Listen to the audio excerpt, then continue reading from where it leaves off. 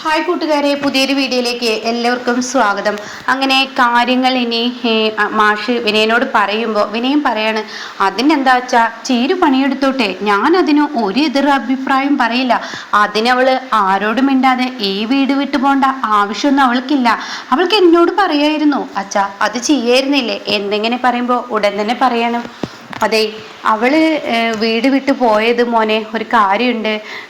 പിന്നെ അവള് കുഞ്ഞുങ്ങളുടെ ഒക്കെ ആവശ്യത്തിന് വേണ്ടിയല്ലേ. ആയിക്കോട്ടെ, ജോലിക്ക് പോകുന്നതൊക്കെ നല്ലതാണ്.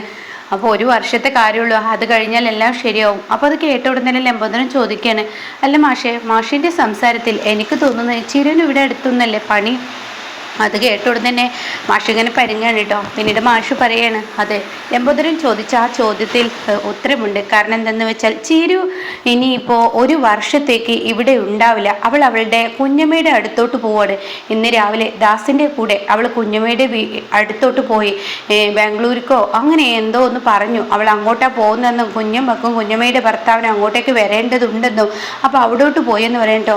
ഇത് കേൾക്കുന്ന ഉടൻ തന്നെ വിനയൻ്റെ സ്വഭാവം അങ്ങ് മാറാണ്. വിനയം പറയാം, അപ്പം എൻ്റെ കുഞ്ഞുങ്ങളുടെ കാര്യമോ? അതെ, നീ ഒരു വർഷത്തേക്ക് നിൻ്റെ കുഞ്ഞുങ്ങളെ നീ നോക്കണം. കാരണം എന്താണെന്ന് വെച്ചാൽ ചീരു പറയുന്നത് അവളുടെ മക്കൾക്ക് വേണ്ടിയാണ്.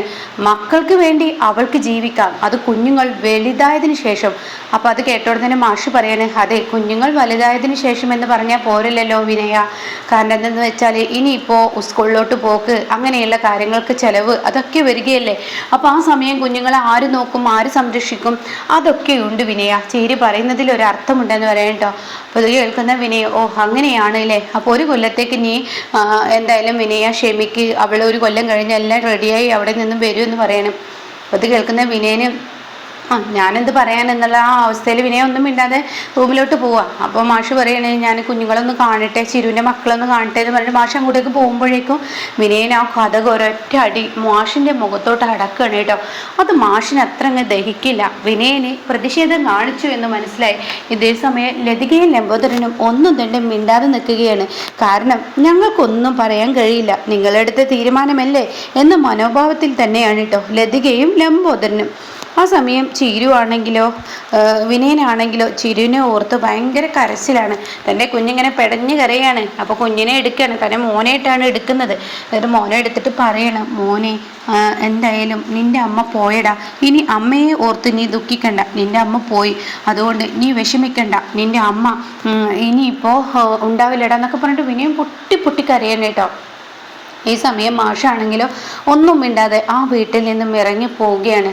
പിന്നീട് കാണിക്കുന്നത് ശേഖരനെയാണ്. ശേഖരൻ തൻ്റെ ലോട്ടറി എടുത്ത് ഇങ്ങനെ നോക്കിക്കൊണ്ടിരിക്കുക. പത്രത്തിൽ തനിക്ക് എന്തെങ്കിലും കിട്ടുന്നുണ്ടോ എന്നുള്ളത്, അത് അടിച്ചിട്ടുണ്ടോ എന്ന് നോക്കുകയാണ്. അങ്ങനെ ഇങ്ങനെ നോക്കുമ്പോഴാണ് സുശീല കയറി വരുന്നത്. അപ്പോൾ താൻ ഇവിടെ നിന്ന് സുഖിച്ച് ഈ വീട്ടിലെ കാരണവരെന്ന് അറിയിക്കാൻ വേണ്ടിയിട്ടാണോ താൻ ഈ പേപ്പറിൽ ഇരുന്ന് വായിക്കുന്നത്? അത് കേട്ട ഉടൻ തന്നെ, സുശീലേ, ഞാൻ ഇത് ചെയ്യുന്ന പണിയല്ലേ, ഇതിലെനിക്ക് ഒരു 10-100 അടിച്ചിട്ടുണ്ടാവും, അത് കിട്ടാൻ വേണ്ടിയാണ്. ഓ, താൻ്റെ ഒരു ലോട്ടറി കച്ചവടം, ആളുകൾ ഓരോന്ന് പറഞ്ഞിച്ചിൽ തുടങ്ങിയിട്ടുണ്ട്, അതുകൊണ്ട് താൻ ഇവിടെ ഇങ്ങനെ സുഖിച്ച് ഇങ്ങനെ ജീവിക്കാമെന്ന് താൻ കരുതണ്ട. അത് കേട്ട ഉടൻ തന്നെ ശേഖരൻ പറയാണ്, എൻ്റെ സുശീലേ, എനിക്ക് അങ്ങനെ ഒരു കരുതലുമില്ല. കാരണം എന്തെന്ന് വെച്ചാൽ ഞാൻ ഈ വീട്ടിൽ നിൽക്കുമ്പോൾ എന്തെങ്കിലുമൊക്കെ എന്നെക്കൊണ്ട് കഴിയുന്ന രീതിയിൽ പണി ഞാൻ എടുത്ത് സഹായിക്കാം. അത് കേട്ട ഉടൻ തന്നെ, എടോ, തന്നെ കൊണ്ട് പണിയെടുപ്പിക്കാൻ തന്നെ ഞാൻ പോകുന്നത്, താൻ അങ്ങനെ എൻ്റെ വീട്ടിൽ സുഖമായി ജീവിക്കുന്നത് താൻ ഇങ്ങനെ ചിന്തിക്കണ്ട. മര്യാദക്ക് കേട്ടോ. തൻ്റെ പത്രം എന്ന് പറഞ്ഞ് വലിച്ചഴിച്ച ആ പത്രവുമായി അവിടെ നിന്ന് പോകുമ്പോൾ ഇവിടെ തന്നെ സോന അമ്മേ എന്ന് പറയണേ, എടി, ഇക്കാര്യത്തിലൊന്നും നിന്നോട് ഞാൻ ഇടപെടേണ്ടെന്ന് പറഞ്ഞതാണ്, നീ എന്തിനാണ് ഇക്കാര്യത്തിൽ ഇടപെടുന്നത്? അതല്ല അമ്മേ, ഞാനൊന്ന് പറയട്ടെ. വേണ്ട, നീ ഒന്നും തന്നെ പറയണ്ട, ഇക്കാര്യത്തിലൊന്നും നീ ഇടപെടണ്ട. അപ്പോൾ സുശീലെ, നീ അത് കൊണ്ടുപോലെ, ഞാൻ ഈ ലോട്ടറി ഒന്ന് നോക്കട്ടെ, എനിക്കൊരു 500 കിട്ടിയിട്ടുണ്ടെങ്കിലോ, അതുകൊണ്ട് ഞാനൊന്ന് നോക്കട്ടെ. എൻ്റെ ഒരു ലോട്ടറി കച്ചവടം എന്ന് പറഞ്ഞിട്ട് അകത്തോട്ട് പോവുകയാണ് കേട്ടോ.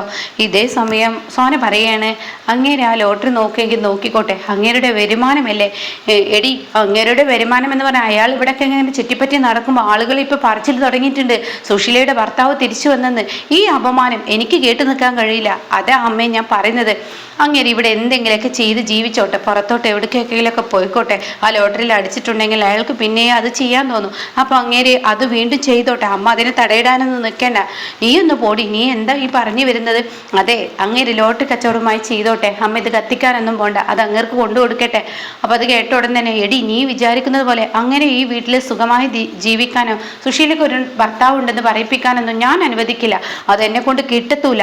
അതുകൊണ്ട് തന്നെ ഞാനൊരു കാര്യം പറഞ്ഞേക്കാം, അയാൾക്കുള്ള പണി ഞാൻ ഇപ്പം തന്നെ കൊടുത്തു തുടങ്ങാണ്. അയാൾ ഈ വീട് വിട്ടു പോകുന്ന ആ അവസ്ഥയിലോട്ട് ഞാൻ എത്തിച്ചു തുടങ്ങാണ് എന്നൊക്കെ എന്നെ പറയുമ്പോൾ ഉടൻ തന്നെ അതെ അമ്മ എന്താച്ച ചെയ്തോ, പക്ഷെ അവരുടെ ഈ ഒരു ലോട്ടറി അവർ നോക്കുന്നത് നോക്കിക്കോട്ടെ, അത് എന്തെങ്കിലും കിട്ടിയിട്ടുണ്ടെന്ന് നോക്കുന്നത് നല്ലതാണ്. അത് നോക്കിയതിന് ശേഷം അമ്മക്ക് ഞാൻ തന്നെ ഈ പത്രം കൊണ്ടുതരാം എന്നൊക്കെ പറയാണ് കേട്ടോ. പിന്നീട് സോന ആ ലോട്ടറി ഇങ്ങനെ നോക്കുന്നുണ്ട്. ആ സമയം ശ്യാമമോള് കരയാണ്. കറക്റ്റ് സമയത്ത് തന്നെ അവളുടെ കരച്ചിലെന്ന് പറഞ്ഞ് സോന അതവിടെ ഇട്ടെറിഞ്ഞ് പോവുകയാണ് കേട്ടോ. പിന്നീട് എടി ആ അനുഭവം വരുന്നതിന് മുന്നേ ലോട്ടറി നോക്ക്, ഇനി അതിൻ്റെ പേരിൽ അവൾ ഓരോന്നും കടിച്ചു തൂങ്ങും, അവളെ ഒരു പോയിന്റ് കിട്ടാൻ വേണ്ടി കാത്തുക്കുക എന്നൊക്കെ സുശീല പറയുന്നുണ്ട്. ആ സമയം ഇല്ല, അവരിപ്പോഴൊന്നും വരില്ല, ഇനി വിച്ചുമോനെയും കൊണ്ട് സ്കൂളിൽ നിന്ന് വിട്ടിട്ട് അതിനെയും കൊണ്ട് കൂട്ടിയിട്ട് അങ്ങോട്ടേക്ക് വരത്തുള്ളൂ, ആ കുഞ്ഞിനെ കൊണ്ട് വരുന്ന സമയത്തേ വരുള്ളൂ. മാത്രമല്ല അവരുടെ വീട്ടിൽ എന്തോ പണിയുണ്ടെന്ന് പറഞ്ഞു. അപ്പോൾ അത് കേൾക്കുന്ന സുശീല പറയാണ്, പണിയുണ്ടെങ്കിൽ അവൾക്ക് അവിടെ ആ വീട്ടിലങ്ങ് നിന്നൂടെ, എന്തിനാ ഇവിടെ ഇങ്ങനെ കടിച്ചു തൂങ്ങുന്നത്? അപ്പോൾ ആ സമയം അനുചേച്ചി ഇവിടെ നിന്ന് ഇറങ്ങിക്കഴിഞ്ഞാൽ പിന്നീട് ഇന്ദ്രേട്ടനും ഇറങ്ങും. ആ സമയം ഈ വീടിൻ്റെ അവസ്ഥ എന്താവുമെന്ന് അമ്മ ആലോചിച്ച് നോക്ക്. ഈ വീട്ടിലെല്ലാ കാര്യങ്ങളും നടന്നു പോകുന്നതേ ഇപ്പോൾ ഈ പറയുന്ന ഇന്ദ്രേട്ടൻ കാരനാണ്. അപ്പോൾ അതൊന്ന് ചിന്തിക്കുന്നത് നല്ലതാണ്. ഇപ്പം അമ്മ ചെയ്യേണ്ടതേ ആരെയല്ല, അമ്മക്ക് ഭാവിയിൽ ദോഷം വരുന്ന ഒരു പ്രവൃത്തിയാണ്. എന്താടി ഇന്ദ്രൻ അങ്ങനെയൊക്കെ ചെയ്താലും, ഇന്ദ്രൻ ഇപ്പോഴും ഞാൻ മകനില്ലെന്ന് പറഞ്ഞാലും ഇന്ദ്രൻ ഈ വീട്ടിലെ കാര്യങ്ങളൊക്കെ ചെയ്യുന്നതും സുശീല പറഞ്ഞ ആ ലെവലിൽ നിൽക്കുന്നുണ്ടല്ലോ, പിന്നെ നിനക്ക് എന്താ പ്രശ്നം? അതൊക്കെ കാര്യം അമ്മ പറയുന്നത് ശരി തന്നെ. പക്ഷെ ഈ വീട്ടിൽ നിന്ന് ഇറക്കി വിട്ടാലും ഇറക്കി വിട്ടില്ലെങ്കിലും ഒരു തെളിവ് സഹിതമുള്ള ഒരാൾ പുറത്തിരിപ്പുണ്ട്. ആര് നിഷേധിച്ചാലും അമ്മക്കത് നിഷേധിക്കാൻ പറ്റത്തില്ല എന്നൊക്കെ ഇങ്ങനെ പറയുമ്പോൾ സുശീല, നീ എന്താടി എന്നെ പേടിപ്പെടുത്തണോ? അല്ല, ചില കാര്യം അമ്മയെ ഓർമ്മപ്പെടുത്തി എന്നുള്ളൂ എന്ന് പറയണം കേട്ടോ. അപ്പം അതുകൊണ്ട് അതിനുള്ള വഴി വേഗം നോക്കിക്കോളൂ എന്ന ഭാവത്തിലാണ് സോനയുടെ സംസാരം കേട്ടോ. പിന്നീട് കാണിക്കുന്ന അനുപമയാണ്. അനുപമ ഭാനുമ്മയുടെ അടുത്തോട്ട് വന്നിരിക്കുകയാണ്. അങ്ങനെ ഭാനുമ്മ പറയാണ്, നിൻ്റെ വീടൊക്കെ ഞാൻ നല്ല വൃത്തിയിൽ നോക്കുന്നുണ്ട്, എൻ്റെ ഭാനുമ്മ എൻ്റെ വീട് എന്ന് പറയുന്നത് ഇത് ഇപ്പോൾ ഭാനുമ്മയുടെ വീടാണ്, ഭാനുമ്മയാണ് ഈ വീട്ടിൽ നിൽക്കുന്നത്. അപ്പോൾ ഭാനുമ്മയുടെ വീട് അങ്ങനെ ഒന്നും അല്ലല്ലോ, കറണ്ട് ബില്ല് വന്നിട്ടുണ്ട്, അതടക്കണം, നീ പൈസ തന്നാൽ ഞാൻ അടച്ചോളാം, അതൊന്നും വേണ്ട, അത് ഞാൻ തന്നെ അടച്ചോളാം, ഭാനുമ്മ അടക്കൊന്നും വേണ്ട, പിന്നെ ഈ വീട് ഭാനുമ്മയുടെ വീടാണ്, എൻ്റെ വീട് ഒന്നൊന്നും പറയണ്ട എന്നൊക്കെ ഇങ്ങനെ പറയാണ്. ആ സമയം അല്ല, ഇപ്പോൾ അവിടുത്തെ അവസ്ഥ എന്താണ്? സുശീല നിന്നെ ഇപ്പോൾ വെട്ടിക്കീറാനുള്ള അത്രയും ദേഷ്യത്തിലാണല്ലോ, അത് ഇന്നും ഇന്നലെ ഉള്ളതല്ലല്ലോ എന്ന് അനുഭവം പറയണേ. ഏത് കാലവും എനിക്ക് അങ്ങനെയൊക്കെ തന്നെയല്ലേ, എന്നും അങ്ങനെയൊക്കെ തന്നെ ആണല്ലോ അവിടുത്തെ അമ്മ, പക്ഷേ എന്നെ എന്തോ ചെറിയൊരു ഭയമുള്ളത് കൊണ്ട് അത് ചെയ്യുന്നില്ലെന്ന് മാത്രം. അപ്പോൾ ഈ സമയം ഭാനുമ്മ എന്തായാലും അവിടെ വന്നതുകൊണ്ട് തന്നെ ഒരു കാര്യത്തിൽ ഒരു തീരുമാനമുണ്ടായി. പഴകിയ ഭക്ഷണം അദ്ദേഹത്തിന് കൊടുക്കുന്നത്, അച്ഛന് കൊടുക്കുന്നതിൽ അത് ഇപ്പം എന്തായാലും അവിടെ നിർത്തി. അതന്നെ വലിയൊരു സമാധാനം എന്ന് പറയുന്നത്. എന്തായാലും അവളുടെ പ്രവൃത്തി ഓരോ ദിവസം ക്രൂരതകൾ കൂടിയതാണ്, എന്ത് ചെയ്യാൻ, അവൾ ഒരിക്കലും നേരാവില്ല എന്നിങ്ങനെ ഭാനുമ്മ പറയുന്നുണ്ട് കേട്ടോ. പിന്നീട് കാണിക്കുന്നത് സുശീലയാണ്. വലിയൊരു കോടാലി എടുത്ത് സുശീല ഇങ്ങനെ ദോഷത്തോടു കൂടി ശേഖരൻ്റെ അടുത്ത് വന്നിട്ട് ഇങ്ങനെ കൊട്ടുകയാണ്. ശേഖരൻ അവിടെ കിടന്നുറങ്ങുകയാണ്. അങ്ങനെ കോടാലിയോണ്ട് ശേഖരൻ്റെ കഴുത്തിനിങ്ങനെ പിടിക്കുകയാണ്. എന്നിട്ട് സുശീല അതിങ്ങനെ പിടിക്കുമ്പോൾ ശേഖരൻ പേടിച്ചും കൊണ്ട് പറയാൻ, സുശീലെ നീ എന്നൊന്നും ചെയ്യല്ലേ, ഞാൻ നിങ്ങൾ ചെയ്യും, ശരിക്കും ഇത് വെട്ടുകയാണ് വേണ്ടത്, പോലീസ് പിടിച്ചു കൊണ്ടുപോകുന്നുള്ള പേടിയിലാണ് ഞാൻ ചെയ്യാത്തത്, എന്തായാലും താൻ ഇങ്ങോട്ട് വാടോ എന്ന് പറഞ്ഞിട്ട് ശേഖരനെ വിളിച്ചു കൊണ്ടുപോകും. എന്നിട്ടൊരു വലിയ മുട്ടിക്കഷ്ണം കാണിച്ചു കൊടുക്കുന്നുണ്ട്. ഇത് എടുക്കടോ എന്ന് പറയുമ്പോൾ, അയ്യോ എന്നെ കൊണ്ടൊന്നും പൊക്കാൻ കഴിയത്തില്ല, അത് പൊക്കിയേ പറ്റുള്ളൂ, താൻ ഇവിടെ ഇങ്ങനെ ഏത് സമയത്തും സുഖത്തോടു കൂടി ജീവിക്കാമെന്ന് താൻ കരുതുന്നുണ്ടെങ്കിൽ അത് ഈ വീട്ടിൽ നടക്കത്തില്ല എന്നൊക്കെ പറഞ്ഞിട്ട് ദേഷ്യത്തോടു കൂടി അത് നീക്കാൻ പറയാണ്. അങ്ങനെ അത് നീക്കിക്കൊണ്ടിരിക്കുകയാണ് കേട്ടോ. അങ്ങനെ ഈ സമയം ഇതിങ്ങനെ നീക്കുമ്പോൾ നല്ല ചുമ വരുന്നുണ്ട്. എന്നിട്ട് കോടാലി കയ്യിൽ കൊടുക്കുകയാണ്. ഇനി ഈ വിറക് മുട്ടി അതങ്ങ് കീറി പൊളിച്ച് വിറകാക്കിയെന്ന് പറയുന്നത് കേട്ടോ. അപ്പോൾ ഈ സമയം അയ്യോ എന്നെക്കൊണ്ട് കഴിയില്ല, അതൊന്നും പറഞ്ഞിട്ട് കാര്യമില്ലെന്ന് പറയുമ്പോൾ സോന ഇങ്ങനെ വിളിക്കുകയാണ്, അമ്മ ഒന്ന് ഇവിടെ വന്നേ, അമ്മ ഇവിടെ വന്നേ എന്ന് പറഞ്ഞിട്ട് വിളിക്കുകയാണ് കേട്ടോ. ആ സമയം ഉടൻ തന്നെ സുശീല പറയണേ, എന്താടി ഞാൻ എന്നോട് പറഞ്ഞില്ലേ ആവശ്യമില്ലാത്ത കാര്യത്തിൽ ഇടപെടണ്ടെന്ന്, പിന്നെ എന്തിനാ നീ ആവശ്യമില്ലാത്ത കാര്യത്തിൽ ഇടപെടാൻ വന്ന്, എന്താടി നിന്റെ പ്രശ്നം?